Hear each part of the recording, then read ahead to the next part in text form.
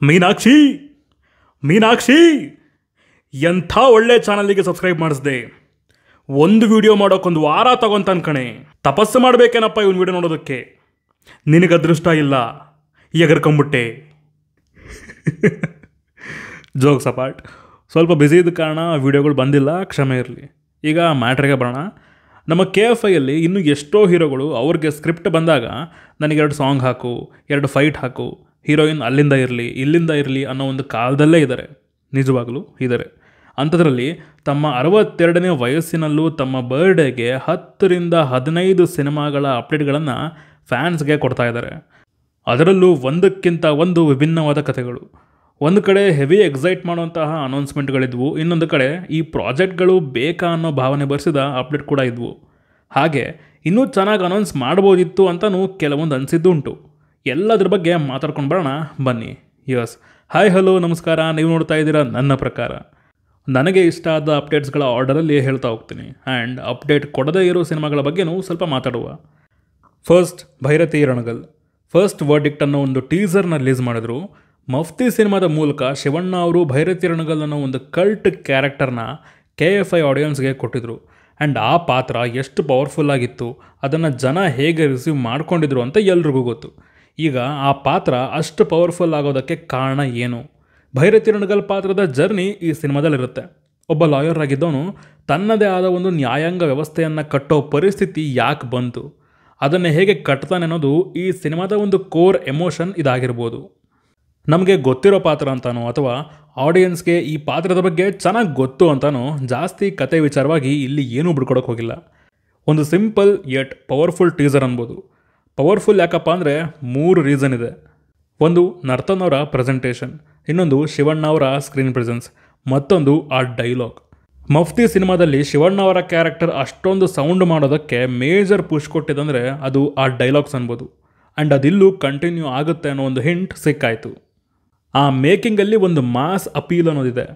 KGF style ಅಂತ ಯೋಚನೆ ಮಾಡೋ ಮುನ್ನ ನೆನಪಿರಲಿ, ಮಫ್ತಿ KGFಗಿಂತ ಮುಂಚೆ ಬಂದಿದ್ದು. ಕೆಲವು ಕತೆಗಳನ್ನು ಹೇಗೆ ಹೇಳಿದ್ರೋ ಹಾಗೆ ಅವುಗಳನ್ನು ಮುಂದುವರಿಸೋದು ಬೆಟರ್. ಇಲ್ಲಾಂದರೆ ಈ ಕತೆ ಆ ಕತೆನಾ ಅನ್ನೋ ಒಂದು ಪ್ರಶ್ನೆ ಆಡಿಯನ್ಸ್ಗೆ ಬರ್ಬೋದು. ಸಿನಿಮಾ ಸೆಪ್ಟೆಂಬರಲ್ಲಿ ರಿಲೀಸ್ ಆಗ್ತಾ ಇದೆ. ಆದಷ್ಟು ಬೇಗ ರಿಲೀಸ್ ಡೇಟ್ನ ಅನೌನ್ಸ್ ಮಾಡ್ತಾರೆ.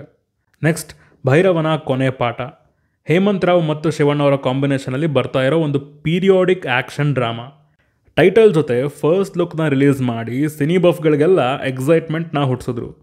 ಹೇಮಂತ್ ಅವರು ತಮ್ಮ ಮೊದಲ ಸಿನಿಮಾದಿಂದನೇ ಟೈಟಲ್ಗಳನ್ನು ಅಚ್ಚ ಕನ್ನಡದಲ್ಲಿ ಇಡ್ತಾ ಬಂದಿದ್ದಾರೆ. ಟೈಟಲ್ ಬರೀ ಕನ್ನಡದಲ್ಲಿ ಇರೋದು ಅಷ್ಟೇ ಅಲ್ಲ, ಅದಕ್ಕೊಂದು ತೂಕ ಇರುತ್ತೆ. ಕತೆಯನ್ನು ಆ ಟೈಟಲ್ ಹೇಳ್ತಾ ಇರುತ್ತೆ. ಸಿನಿಮಾದ ಮುಖ್ಯ ಅಂಶವಾಗಿ ಅದು ನಿಂತಿರುತ್ತೆ. ಸುಮಾರು ವರ್ಷ ಆದಮೇಲೂ ಆ ಟೈಟಲ್ ಕೇಳಿದಾಗ ಆ ಕೋರ್ ಎಮೋಷನ್ ಏನಿದೆ ಆ ಸಿನಿಮಾದು, ಅದು ಕಣ್ಣು ಮುಂದೆ ಬಂದು ಹೋಗುತ್ತೆ. ಈ ಭೈರವನ ಕೊನೆ ಪಾಠ ಸಿನಿಮಾದ ಟೈಟಲ್ ನೋಡ್ತಾ ಇದ್ದರೆ ಶಿವಣ್ಣ ಅವ್ರ ಪಾತ್ರ ಒಂದು ಅಡ್ವೆಂಚರ್ನ ಬೆನ್ನತ್ತಿ ಹೊರಟಿರೋ ಹಾಗಿದೆ. ಯಾರಿಗೋ ಯಾವುದೋ ಪಾಠವನ್ನು ಕಲಿಸೋದಕ್ಕೆ ಅಥವಾ ಸ್ವತಃ ಆ ಪಾತ್ರನೇ ಕಲಿಯೋದಕ್ಕೆ ಹೊರಟಿರೋ ಹಾಗಿದೆ. ನೆನಪಿದೆಯಾ, ಅನೌನ್ಸ್ಮೆಂಟ್ ವಿಡಿಯೋದಲ್ಲಿ the hardest lesson to learn is to love your enemy ಅಂತ ಮೆನ್ಷನ್ ಮಾಡಿದರು. ಮತ್ತು ಇಲ್ಲಿ ಪೋಸ್ಟರಲ್ಲಿ ಹಾವಿದೆ. ಹದ್ದು ಶಿವಣ್ಣ ಅವರು ಅಂತ ತಿಳ್ಕೊಬೋದು. ಇಲ್ಲಿ ಹಾವು ಮತ್ತು ಹದ್ದಿನ ದ್ವೇಷದ ಥೀಮ್ನ ಹಿಡ್ಕೊಂಡು ಕತೆ ಏನಾದರೂ ಹೇಳೋಕೆ ಹೊರಟಿದಾರ? ತುಂಬಾ ಕಷ್ಟಕರವಾದ ಪಾಠವನ್ನು ರಾಜ ಕಲಿತಾ ಇರ್ಬೋದು ಅಥವಾ ಕಲಿಸ್ತಾನೋ ಇರ್ಬೋದು. ಇನ್ನು ಸಿನಿಮಾದ ಕತೆ 12 ಮತ್ತು 13ನೇ ಶತಮಾನದಲ್ಲಿ ಸೆಟ್ ಆಗಿದೆಯಂತೆ. ಹಂಪಿಯ ಚಿತ್ರಾಂಗಿಣಿ ಮಹಲ್ ಮತ್ತು ಅಂಜನಾದ್ರಿ ಬೆಟ್ಟಗಳನ್ನು ಈ ಪೋಸ್ಟರಲ್ಲಿ ನೀವು ನೋಡ್ಬೋದು. ಅಕ್ಟೋಬರ್ನಲ್ಲಿ ಸಿನಿಮಾದ ಶೂಟಿಂಗ್ ಶುರುವಾಗಲಿದೆ. ಇನ್ನೇನು ಮುಂದಿನ ವರ್ಷ ರಿಲೀಸ್ ಆಗ್ಬೋದು. ನೆಕ್ಸ್ಟ್, ಉತ್ತರಾಖಂಡ ಸಿನಿಮಾದಿಂದ ಶಿವಣ್ಣ ಅವರ ಕ್ಯಾರೆಕ್ಟರ್ ಪೋಸ್ಟರ್ನ ಬಿಟ್ಟಿದ್ದಾರೆ. ಮಾಲೀಕ ಅನ್ನೋ ಒಂದು ಮಾಸ್ ರಗಡ್ ಕ್ಯಾರೆಕ್ಟರ್ನ ಶಿವಣ್ಣ ಅವರು ಪ್ಲೇ ಮಾಡ್ತಾ ಇದ್ದಾರೆ. ರೋಹಿತ್ ಪದಕ್ಕೆ ಅವ್ರಿಗೆ ತುಂಬ ಕಾಡಿದ ಮತ್ತು ಹತ್ತಿರವಾದಂತಹ ಪಾತ್ರ ಇದು ಅಂತ ಸೋಷಿಯಲ್ ಮೀಡಿಯಾದಲ್ಲಿ ಮೆನ್ಷನ್ ಮಾಡಿದ್ದಾರೆ. ನೋಡೋಣ ಎಷ್ಟು ಇಂಪ್ಯಾಕ್ಟ್ಫುಲ್ಲಾಗಿ ಮೂಡ್ ಬರುತ್ತೆ ಈ ಪಾತ್ರ ಅಂತ. ನನಗೆ ಈ ಫಿಲ್ಮಲ್ಲಿ ಈ ಕ್ಯಾರೆಕ್ಟರ್ನ ಡುಮ್ ಅನ್ನಿಸ್ತಾ ಇದ್ದರೆ ಸಾಕು. ನೆಕ್ಸ್ಟ್, 45. ಅರ್ಜುನ್ ಜನ್ಯ ಅವರು ಡೈರೆಕ್ಟ್ ಮಾಡ್ತಾ ಇರೋ ಈ ಸಿನಿಮಾದಿಂದ ಶಿವಣ್ಣ ಅವರ ಬರ್ಡೇಗೆ ಪ್ರೀತಿಯ ಕಾಣಿಕೆ ಅಂತ ಸ್ಮೂತಾಗಿ ತಿಳಿಸಿ ಒಂದೊಳ್ಳೆ ಡಿಫರೆಂಟ್ ಲುಕ್ನ ರಿಲೀಸ್ ಮಾಡಿದ್ದಾರೆ. ಶಿವಣ್ಣ ಅವರು ಈ ಸಿನಿಮಾದ ಬಗ್ಗೆ ಮಾತಾಡುವಾಗಲೆಲ್ಲ ತುಂಬ ಎಕ್ಸೈಟೆಡ್ ಆಗ್ತಾರೆ. ಅವ್ರ ಎಕ್ಸೈಟ್ಮೆಂಟ್ನ ನೋಡಿ ಹೇಗೆ ತಯಾರಾಗ್ತಾ ಇರಬೇಡ ಈ ಸಿನಿಮಾ ಅನ್ನೋ ಒಂದು ಕ್ಯೂರಿಯಾಸಿಟಿ ಕ್ರಿಯೇಟ್ ಆಗ್ತಾ ಇದೆ. ಲುಕ್ ಡಿಫ್ರೆಂಟ್ ಆಗಿದೆ. ಐಬಾಲ್ ಕಲರ್ ಹಾಗೂ ಹೇರ್ ಕಲರ್ ಜೊತೆ ಆಟ ಆಡಿದ್ದಾರೆ. ಮ್ಯೂಸಿಕ್ ಸಖತ್ತಾಗಿತ್ತು ಈ ಫಸ್ಟ್ ಲುಕ್ ವಿಡಿಯೋದು. ನೋಡೋಣ ಅರ್ಜುನ್ ಜನ್ಯ ಅವರ ಮ್ಯಾಜಿಕ್ ಇಲ್ಲಿ ಹೇಗೆ ವರ್ಕ್ ಆಗುತ್ತೆ ಅಂತ. ನೆಕ್ಸ್ಟ್, ಶ್ರೀನಿ ಮತ್ತು ಶಿವಣ್ಣ ಅವರ ಕಾಂಬಿನೇಷನಲ್ಲಿ 2 ಸಿನಿಮಾಗಳು ಅನೌನ್ಸ್ ಆಗಿವೆ. ಒಂದು ದಳವಾಯಿ, ಗೋಸ್ಟ್ ಸಿನಿಮಾದ ಕ್ಯಾರೆಕ್ಟರ್ನ ಸ್ಪಿನ್ ಆಫ್. ಮತ್ತೊಂದು ಗೀತಾ ಪಿಕ್ಚರ್ಸ್ ಬ್ಯಾನರಲ್ಲಿ ಬರ್ತಾ ಇದೆ. ಟೈಟಲ್ ಇನ್ನೂ ಇಟ್ಟಿಲ್ಲ. ಈ ಟ್ರೆಂಡಿಂಗಲ್ಲಿರೋ ಮಾಸ್ ಮಸಾಲ ಸಿನಿಮಾಗಳ ಲಿಸ್ಟಲ್ಲಿ ಇದೊಂದು ಫ್ರೆಶ್ ಆಗಿ ಒಂದು ಫೀಲ್ ಗುಡ್ ಥರ ಕಾಣಿಸ್ತು. ಐ ಥಿಂಕ್ ಇವೆರಡು ಶುರುವಾಗೋದು ಮುಂದಿನ ವರ್ಷ ಅಂತ ಅನ್ಕೋಬೋದು.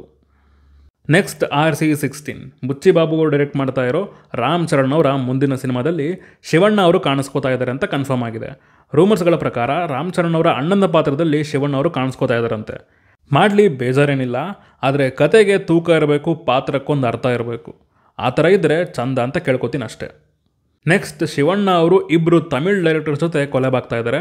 ರವಿ ಅರಸು ಅನ್ನೋರ ಜೊತೆ ಜಾವಾ ಅನ್ನೋ ಸಿನಿಮಾದ ಮೂಲಕ. ಪೋಸ್ಟರ್ ಚೆನ್ನಾಗಿತ್ತು, ಟೈಟಲ್ ಕೂಡ ಯುನೀಕ್ ಆಗಿದೆ. ಕತೆಗೆ ತೂಕ ಇದ್ದರೆ ಚೆನ್ನಾಗೆ. ಇನ್ನೊಂದು ಕಾರ್ತಿಕ್ ಅದ್ವೈತ್ ಅವ್ರ ಜೊತೆ. ಇದರ ಅನೌನ್ಸ್ಮೆಂಟ್ ವಿಡಿಯೋ ಏನೋ ಪರವಾಗಿಲ್ಲ, ಬಟ್ ಈ ಡಿಸೈನ್ ಅಂತೂ, ಈ ಪೋಸ್ಟರ್ ಏನಿದೆ ಇದು ವರ್ಸ್ಟ್ ಆಗಿದೆ. ಮೇಜೆಲ್ಲ ಹಿಡ್ಕೊಂಡು ಚೆನ್ನಾಗಿ ಕಾನ್ಸೆಪ್ಟ್ ಇಟ್ಕೊಂಡಿದ್ದಾರೆ, ಎಲ್ಲೋ ಅದನ್ನ ಪ್ರೆಸೆಂಟ್ ಮಾಡೋದ್ರಲ್ಲಿ ಎಡವಿದ್ರು ಅಂತ ಅನಿಸ್ತು. ನೆಕ್ಸ್ಟ್ ಯೋಗರಾಜ್ ಭಟ್ ಮತ್ತು ಶಿವಣ್ಣ ಅವ್ರದ್ದು ಮತ್ತೊಂದು ಕಾಂಬಿನೇಷನ್ ಬರ್ತಾ ಇದೆ. ಆಗಸ್ಟಲ್ಲಿ ಟೈಟಲ್ನ ಲಾಂಚ್ ಮಾಡ್ತೀವಿ ಅಂತ ಹೇಳಿದ್ದಾರೆ.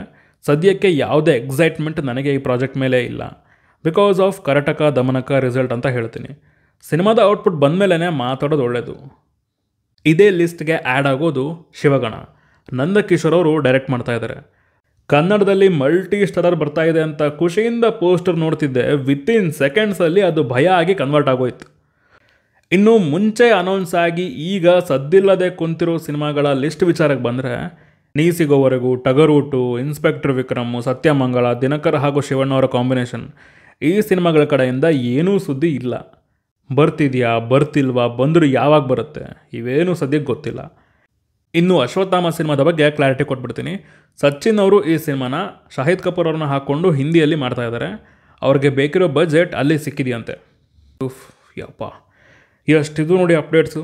ಈ ಥರ ಬೇರೆ ಹೀರೋಸ್ಗಳದ್ದು ಅಪ್ಡೇಟ್ಸ್ಗಳು ಬರ್ತಾ ಇರಲಿ. ಹಾಗೆ ಅವರು ಕೊಲಾಬ್ರೇಟ್ ಆಗ್ತಾ ಇರೋ ಕಾಂಬಿನೇಷನ್ ಆಡಿಯನ್ಸಲ್ಲಿ ಒಂದು ಎಕ್ಸೈಟ್ಮೆಂಟ್ನ ಕ್ರಿಯೇಟ್ ಮಾಡೋ ಥರ ಇರಲಿ ಅಂತ ಕೇಳ್ಕೊತೀನಿ. ಸೊ ಇದಿಷ್ಟು ಇವತ್ತು ನನಗೆ ಹೇಳಬೇಕು ಅಂದ್ಕೊಂಡಿದ್ದಂತಹ ವಿಚಾರಗಳು. ನಿಮಗೆ ಈ ಶಿವಣ್ಣ ಅವರ ಸಿನಿಮಾಗಳ ಅಪ್ಡೇಟ್ಸ್ಗಳನ್ನು ಕೇಳಿ ನೋಡಿ ಏನು ಅನ್ನಿಸ್ತು ಅಂತ ಕೆಳಗಡೆ ಕಮೆಂಟ್ಸಲ್ಲಿ ತಿಳಿಸಿ. ಹಾಗೂ ನೀವು ನಮ್ಮನ್ನು ಇನ್ಸ್ಟಾಗ್ರಾಮ್ ಮತ್ತು ಟ್ವಿಟರಲ್ಲಿ ಕೂಡ ಫಾಲೋ ಮಾಡ್ಬೋದು ಸಿನಿಮಾದ ಅಪ್ಡೇಟ್ಸ್ಗಾಗಿ. ಸೊ ಸಿಗೋಣ ಮುಂದಿನ ವಿಡಿಯೋದಲ್ಲಿ. ಬಾಯ್.